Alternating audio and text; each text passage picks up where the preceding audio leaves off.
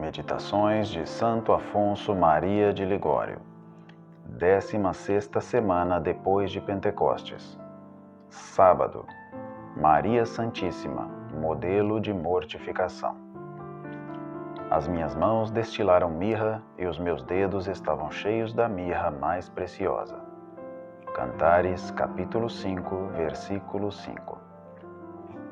Sumário. Na Santíssima Virgem tudo estava em perfeita harmonia, porque estava isenta do pecado original e cheia de graça. A carne obedecia prontamente ao Espírito, e o Espírito a Deus.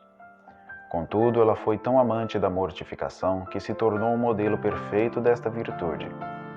Quanto mais mortificados não devemos ser nós que temos tantas más paixões a exprimir e quiçá tantas culpas a expiar. E somos tão delicados e tão amantes da nossa comodidade. Ao continuarmos assim, como nos poderemos gloriar de ser filhos de Maria? Primeiro ponto. É uma verdade de nossa fé que a Santíssima Virgem, por ser concebida isenta de pecado, não teve nenhuma desordem interior a combater. Apesar disso, o Senhor quis que em toda a vida ela se portasse de tal forma que se tornou um modelo perfeito de mortificação. Com efeito, Maria praticou a mortificação interior, conservando o coração sempre desprendido de todas as coisas terrestres. Desprendida estava das riquezas, querendo sempre viver pobre e ganhando sustento com os trabalhos de suas mãos. Desprendida das honras, amando a vida humilde e obscura, posto que lhe coubesse o título de nobreza, por ser descendente dos reis de Israel. Desprendida afinal dos seus santos pais, porque na idade de 3 anos os deixou resolutamente para ir encerrar-se no templo. Quanto à sua mortificação exterior, na verdade, é pouco que a esse respeito sabemos, mas esse pouco é mais do que suficiente para a nossa edificação. Maria mortificava de tal maneira a vista que tinha os olhos sempre baixos e jamais os fixava em alguém, como dizem Santo Epifânio e São Damasceno. E acrescentam que desde menina foi tão recatada que admirava a todos. Que direi da escassez do nutrimento e da redundância dos trabalhos?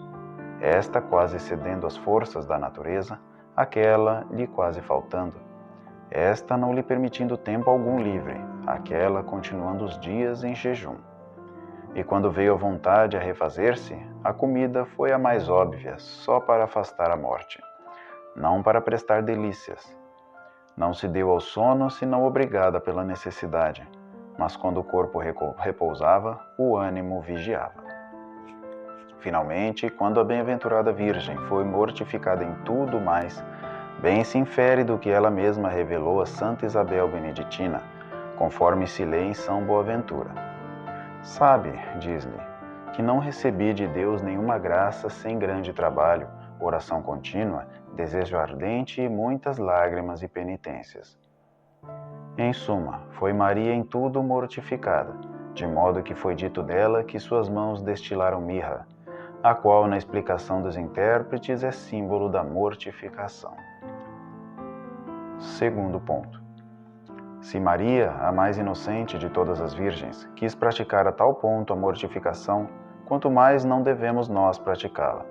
Nós que temos tantas más inclinações que reprimir e quiçá tantos pecados que expiar. Seja, pois, o fruto da presente meditação o exercício da mortificação cristã. Quanto ao interior, vejamos qual seja a nossa paixão dominante e esforcemo-nos por vencê-la. Pois quem não a subjugar está em grande perigo de se perder. Ao contrário, aquele que vencer a paixão dominante facilmente vencerá todas as outras.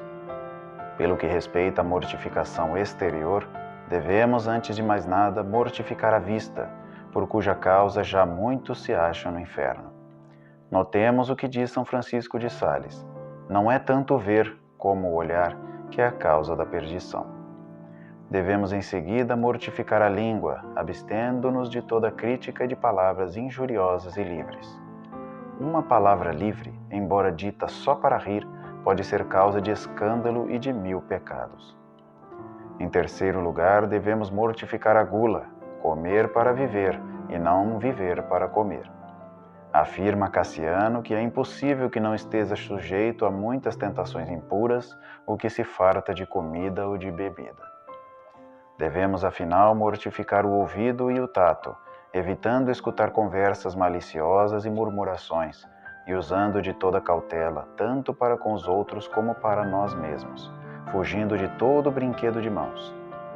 Imitando Maria Santíssima, devemos praticar a mortificação em todas as coisas e assim mostrar-nos seus dignos filhos.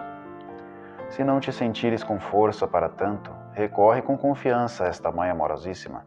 Põe-te debaixo de sua proteção especial e dize muitas vezes com São Bernardo: Lembrai-vos, ó misericordiosíssima Virgem Maria, que jamais se ouviu dizer fosse por vós desamparado alguns daqueles que têm recorrido à vossa proteção, implorado vosso auxílio e exorado vosso valimento.